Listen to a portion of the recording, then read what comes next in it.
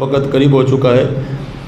امام اہل سنت مجدد دین و ملت امام شاہ احمد رضا خان فاضل بریلوی رحمۃ اللہ تعالیٰ علیہ نے یہاں تک لکھا، یہ فتاوی رضویہ میرے ہاتھ کے اندر ہے، جلد نمبر 15 صفحہ نمبر 644۔ امام اہل سنت نے ابو نعیم کی کتاب دلائل النبوہ سے ایک حدیث پاک کو نقل کرتے ہوئے لکھا کہ حضور صلی اللہ تعالیٰ علیہ وسلم کی جس رات تشریف آوری تھی نا، تو فرمایا کہ ابو نعیم حضرت حسان بن ثابت رضی اللہ تعالیٰ عنہ آپ سے اس حدیث پاک کو نقل کرتے ہیں۔ وہ فرماتے میری عمر اس وقت 7 برس تھی، جب سرکار کی تشریف آوری کا وقت تھا، میری عمر اس وقت 7 برس تھی۔ تو ایک دن رات کو میں نے دیکھا کہ ایک یہودی ہاتھ کے اندر ایک آگ کا انگارہ لے کر ایک پہاڑ کی چوٹی کے اوپر بیٹھا ہے اور ایک عجیب و غریب قسم کی آوازیں نکالتا ہے۔ تو جب میں نے قریب ہو کر سنا نا، تو وہ کہہ رہا تھا کہ ھذا کوكب احمد قد طلع ھذا الكوكب لا يطلع الا بالنبوة ولا يبقي من الانبیاء۔ وہ کہنے لگا یہ جو ستارہ میں نے دیکھا ہے نا، یہ ستارہ تب طلوع ہوتا ہے جب اللہ کسی نبی کو پیدا فرماتا ہے۔ وہ کہنے لگا یہ ستارہ طلوع ہونا نبی کی پیدائش کی دلیل ہے، لیکن چونکہ حضور آخری نبی ہیں اور حضور کے بعد کسی نبی نے آنا نہیں ہے، تو وہ کہنے لگا یہ ستارہ جو آج چمکا ہے یہ اس بات کی دلیل ہے کہ سرکار کی پیدائش کا وقت ہو چکا ہے۔ جب سرکار کی پیدائش کا وقت آیا تو آسمان پر ستارہ چمکے، تو اس وقت کے لوگ ستارے کو دیکھ کر بھی یہ کہیں کہ سرکار کی ولادت ہو چکی ہے، یہ ستارہ چمکنا اس بات کی دلیل ہے۔ اور سرکار پیدا ہوں تو آسمان پر ستارہ بھی چمکتا ہے، اگر کسی کے گھر کے اندر کوئی لائٹ چمکتی ہے تو تجھے اس بات کا کیا درد ہوتا ہے؟ لائٹیں چمکتی ہیں تو چمک گئے، تو ستارے بھی جب سرکار کی تشریف آوری ہوئی ہیں۔ امام اہل سنت نے لکھا کہ وہ پھر انہوں نے نا وہ پہاڑ کی چٹان کے اوپر بیٹھ کر پھر لوگوں کو صدا دی، انہوں نے کہا جن کا نام احمد ہے نا اس نبی کی ولادت ہو چکی ہے، یہ ستارہ چمکنا اس بات کی دلیل ہے۔ یہ جو لوگ تھے نا وہ تو جانتے تھے کہ سرکار کی ولادت کا وقت قریب ہو چکا ہے، جو سابقہ کتابوں کا علم رکھتے تھے، لیکن ہمارے بزرگوں نے لکھا کہ جس سال سرکار کی ولادت ہوئی نا، تو اس سال کو لوگ کہتے تھے سنۃ الفرح والابتہاج، خوشیوں اور چاؤں کا سال۔ سنۃ الفرح والابتہاج، خوشیوں اور چاؤں کا سال۔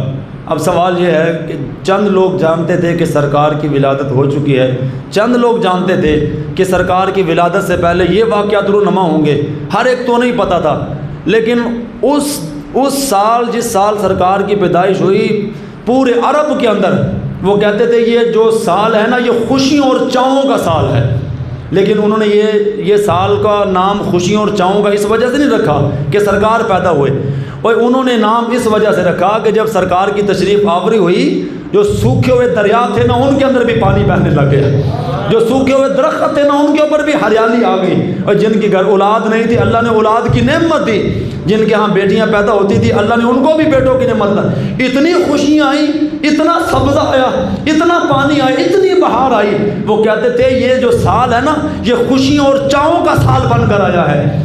ابھی ان کو یہ نہیں پتا کہ یہ جو خوشیاں اور چاؤں ہیں یہ سرکار کی وجہ سے اللہ نے تمہیں عطا فرمائی ہیں، اور جب یہ پتہ بھی نہ ہو تو لوگ کہیں کہ یہ خوشیوں اور چاؤں کا سال ہے، جب ہمیں پتہ ہو ہم پھر کہیں کہ یہ خوشیوں اور چاؤں کا مہینہ ہے، تو اس کے اندر کیا حرج ہے؟ اس بات کے اوپر ہے کہ سرکار کی تشریف آوری ہوئی اور حضور صلی اللہ تعالیٰ علیہ وسلم کی وجہ سے تو اللہ نے ہر چیز اور ہر نعمت عطا فرما رکھی ہے۔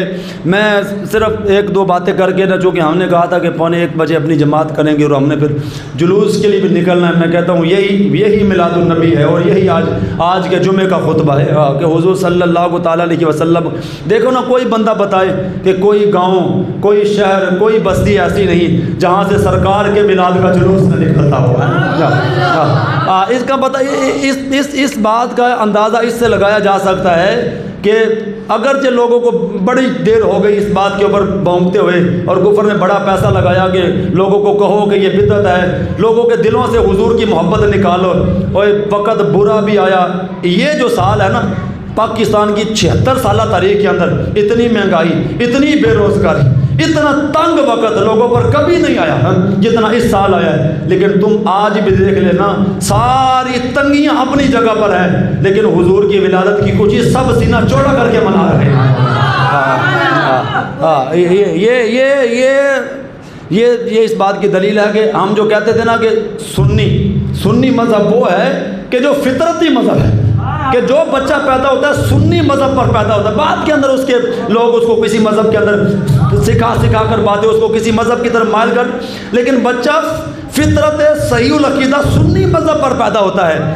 اور میں کہتا ہوں، یہ تو ہم کہتے تھے نا کہ یہ تو گوگل بھی کہتا ہے کہ آج بھی ہیں اس گئے گزرے دور کے اندر بھی جب لوگوں نے اپنے مذہب کے اندر لوگوں کو سہولتیں پیش کی ہیں، وہ آ جاؤ ہمارے مذہب کے اندر نہ نماز نہ روزہ، یہ بھی جائز ہے، وہ بھی جائز ہے، 200 روپیہ دو، یہ بھی جائز ہے، اوپر سے ثواب بھی کماؤ ہے. اتنی سہولتیں دی لوگوں نے. آج بھی گوگل کہتا ہے اہل سنت و جماعت 77% ہے، 77%. اگرچہ انہوں نے 125 سال ہو گئے ہیں. سعودی عرب نے خود کہا تھا، وہ شہزادہ سلمان کہتا تھا کہ ہم نے اسرائیل کے کہنے کے اوپر وہابیزم مذہب کو ملک پاکستان کے اندر پھیلایا اور ہم اس کی فنڈنگ کرتے ہیں. میں نے کہا فنڈنگ بھی ہو اور پیسے بھی ملیں اس مذہب کو پھیلانے کے لیے ہیں، یہ تو فطرتی بات ہے نا کہ آج بھی یہ 77% ہے. کوئی اس بات کو نہ مانے نا تو ربیع الاول کے مہینے کے اندر اس کو ماننا پڑے گا کہ آج بھی سنی 77% ہے. امام اہل سنت. اچھا بات ایک لوگ اعتراض کرتے ہیں کہ حضور صلی اللہ تعالیٰ علیہ وسلم کی آج ولادت کا دن نہیں ہے، وہ کہتے ہیں حضور کی وفات کا دن. اے نواں کٹا کھول اور کہتے بچے بھی پوچھو نا کہ بھائی آج تسی خوشی منا رہے ہو تو کیوں؟ وہ کہے گا حضور دی ولادت دی وجہ نال خوشی منا رہے. وہ کہندے نہیں 12 حضور دی ولادت نہیں، 12 حضور دی وفات دا دن ہے. اچھا آگے پھر لمبی چوڑی انہوں نے ایک کیسٹ بنائی، ایک میسج بنایا، ایک پمفلٹ بنایا. دیکھو نا جب حضور کی وفات ہوئی تو صحابہ کو کھانا بھول گیا، تم حلوے کھاؤ، تم حلوے کھاؤ ہیں. جب صحابہ غم سے نہ ڈال تھے تم خوشیاں مناؤ ہیں. جب صحابہ کے گھروں کے اندر صف ماتم بچھی ہوئی تھی ہیں تم گلیوں کے اندر چراغاں کرتے پھر. اور یہ اعتراض تو تم تب کرو نا کہ جب ہم یہ ماننے ہیں کہ حضور صلی اللہ تعالیٰ علیہ وسلم. اچھا اس سے بھی آگے کی بات پتہ کیا کہتے امام احمد رضا خان فاضل بریلوی نے فتاوی رضویہ کے اندر لکھا ہے کہ حضور کی وفات 12 ربیع الاول کو ہوئی ہے. چلو یہ وقت نہیں ہے، میں پھر اگلے جمعے نا تفصیل سے امام اہل سنت نے جو اس کے اوپر فتویٰ لکھا نا، میں کہتا ہوں اگر جن کی عادت ہے کہ قرآن بھی پڑھیں گے نا تو اپنے مقصد کا تھوڑا سا، نہ اوپر سے نہ پیچھے سے ہیں، تشریح بھی بیان کرنی ہے تو اپنے مقصد کی تھوڑی سی، نہ اوپر سے نہ نیچے سے. امام اہل سنت کا فتویٰ بھی پڑھا تو پھر وہ بھی اپنے مقصد کا، نہ اوپر سے نہ نیچے سے. امام اہل سنت مجدد دین و ملت نے جس وقت حضور صلی اللہ تعالیٰ علیہ وسلم کی ولادت کے بارے میں اقوال کو نقل کیا نا تو آپ نے کہا ان اقوال میں سے ایک قول بعض مورخین کے نزدیک یہ بھی ہے کہ 12 کو سرکار کی ولادت بھی ہے، 12 کو سرکار کی وفات بھی ہے. فرمایا لیکن یہ ضعیف قول ہے. جمہور کا موقف یہ ہے کہ 12 کو سرکار کی وفات نہیں بلکہ 12 کو سرکار کی ولادت ہے. اب امام اہل سنت اوپر نیچے سارے اقوال کو میں وہ بھی تفصیل فتویٰ اگلے جمعے کے اوپر بیان کر، سارے اقوال امام اہل سنت مجدد دین و ملت نے اس کو نقل کیا نا، اس کے اندر آپ نے کہا ایک قول بیان کرنے والوں نے یہ بھی کہا کہ 12 کو سرکار کی وفات بھی ہے بعض روایات کے اندر. اب وہ بیچ والی لائن اٹھا کے نا کہنے لگا دیکھو سنیوں کے امام نے بھی لکھا ہے کہ 12 کو تو سرکار کی وفات ہوئی تھی، تم کس چیز کی خوشیاں منا رہے. میں نے کہا پوری بات پڑھنی تھی نا اوپر سے بھی نیچے سے کہ امام اہل سنت نے اگر یہ لکھا ہے نا تو امام اہل سنت نے یہ لکھا کہ یہ ضعیف قول ہے. جمہور کا موقف کیا ہے کہ 12 کو سرکار کی ولادت ہے، وفات ثابت نہیں. جمہور کے نزدیک اکثر کی رائے ہے. اب اس کے اندر کتنے اقوال لکھے ہیں آپ نے؟ 7 بھی لکھے، 9 بھی لکھا، 11 بھی لکھا، 17 بھی لکھے، 12 بھی لکھا، 13 بھی لکھا. اب سارے قولوں کو چھوڑ کر 12 والا قول پسند کیا چونکہ وہ ان کے میسج کے مطابق بات بنتی تھی نا. انہوں نے کہا چلو یہ بھی بیچ کے اندر ڈال کرنا، بڑی دللے کے ساتھ ممبر پر بیٹھ کر اس بات کو بیان کرتے ہیں، میسج کے اوپر میسج چلاتے ہیں. پھر جو نا وہ یہ ان کی عادت طیبہ ہے. امام اہل سنت مجدد دین و ملت سے کسی نے پوچھا کہ حضور صلی اللہ تعالیٰ علیہ وسلم کی ولادت باسعادت کی خوشی منانا یہ کیسا ہے؟ تو آپ نے لکھا کہ یہ سلف صالحین ہمارے بزرگوں کا طریقہ کار ہے. فرمایا یہ احسن ہے، قابل ثواب ہے. لیکن آگے آپ نے لکھا کہ وہ بندہ کہ جو رسول اللہ کی ولادت کی خوشی مناتا ہے اس کو تو ثواب ملتا ہے، لیکن وہ بندہ جو اس سے منع کرتا ہے تو آپ نے فرمایا یہ شیطان کا کام ہے۔ حضور کی ولادت کی خوشی منانے سے منع کرنا یہ شیطان کا کام ہے۔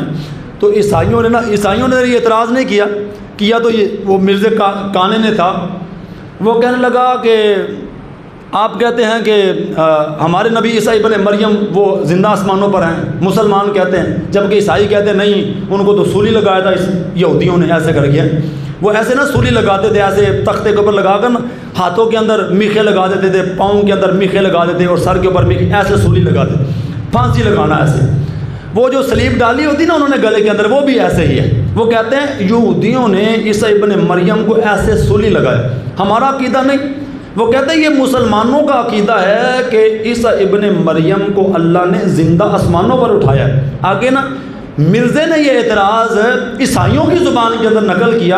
امام اہل سنت نے اس سوال کے بارے میں کسی سے پوچھا کہ عیسائی یہ کہتے ہیں، مرزا کہتا ہے عیسائی یہ کہتے ہیں کہ پھر ہمارے نبی عیسیٰ ابن مریم تمہارے نبی سے افضل اور اعلیٰ ہوئے۔ پوچھا کیا دلیل ہے؟ وہ کہنے لگا دیکھو آپ کے نبی کو وفات آئی، وہ فوت ہوئے، اور ہمارے نبی تمہارے عقیدے کے مطابق زندہ اللہ نے آسمانوں پر اٹھایا ہے، وہ زمین پر ہیں یا آسمان پر ہے، لہٰذا وہ ان سے بلند مقام پر ہیں، لہٰذا عیسیٰ ابن مریم آپ کے نبی محمد رسول اللہ سے افضل ہوئے۔ یہ اعتراض تو کیا دراصل کانے نے، لیکن اس نے زبان استعمال کی عیسائیوں کی، وہ دراصل اپنا اس کے اندر مقصد اور فائدہ اٹھانا چاہتا تھا۔ تو امام اہل سنت نے کسی سے یہ سوال پوچھا کہ لوگ ایسا کر کے کہتے ہیں حضور کے بارے میں کہ حضور صلی اللہ تعالیٰ علیہ وسلم کو وفات آئی اور عیسیٰ ابن مریم زندہ آسمانوں پر ہیں، یہ زمین پر ہیں، وہ آسمان پر ہیں، وہ ان سے بلند مقام پر ہیں، لہٰذا وہ مرتبے کے اندر فضیلت کے اندر عیسیٰ ابن مریم حضور سے بلند ہوئے۔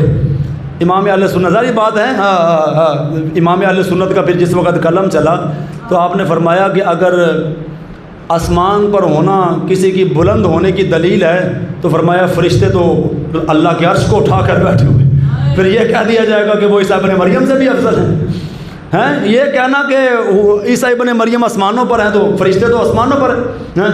تو فرمایا آپ کا کیا خیال ہے پھر سورج اگر کوئی فرشتوں کا انکار بھی کرے کہ فرشتے نہیں ہیں، جیسا کہ بعض لوگوں کا عقیدہ اور نظریہ بھی ہے، وہ کہتے ہیں فرشتے کوئی چیز بھی نہیں، وہ انکار کرتے ہیں اس بات کا، حالانکہ یہ صریح کفر ہے جو فرشتوں کا انکار کرے، قرآن کی نص قطعی سے فرشتوں کا وجود ثابت ہے۔ تو آپ نے کہا اگر کوئی فرشتوں کا انکار بھی کرے اور یہ کہے کہ سورج اور چاند ستارے یہ تو آسمان پر ہیں لہذا یہ نبیوں سے پھر بلند ہوئے، اور فرمایا کسی کا اونچا ہونا یہ کسی کی شان کو بلند نہیں کرتا ہے۔ اور یہ کہنا کہ عیسیٰ ابن مریم، یہ امام اہل سنت نے پھر لمبا چوڑی بات لکھی، میں وقت کی قلت کی وجہ سے مختصر وہ بات بیان کر رہا ہوں کہ جو اعتراض انہوں نے کیا حضور صلی اللہ تعالیٰ علیہ وسلم پر، امام اہل سنت نے لکھا کہ تم آسمانوں کی بات کرتے ہو کہ عیسیٰ ابن مریم آسمانوں پر ہیں، اس وجہ سے تمہارے نبی سے افضل ہیں۔ فرمایا ہمارے آقا مولا صلی اللہ تعالیٰ علیہ وسلم کے پاؤں کے ساتھ جو خاک لگی ہے نا وہ اللہ کے عرش سے بھی زیادہ افضل ہے۔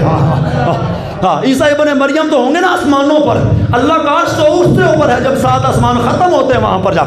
فرمایا حضور کے پاؤں مبارک سے جو گرد لگی ہے نا وہ عرش سے بھی افضل ہے۔ امام اہل سنت اس بات کو نقل کرتے ہیں اور فرمایا کہ یہ اعتراض کرنا کہ حضور صلی اللہ تعالیٰ علیہ وسلم کی اس طرف حضور علیہ الصلوۃ والسلام کی شان کو گھٹانا اور کسی کی اور کی فضیلت کو بیان کرنا، یہ ایک لمبی چوڑی بات تھی اور بڑی ایک دلچسپ بات تھی۔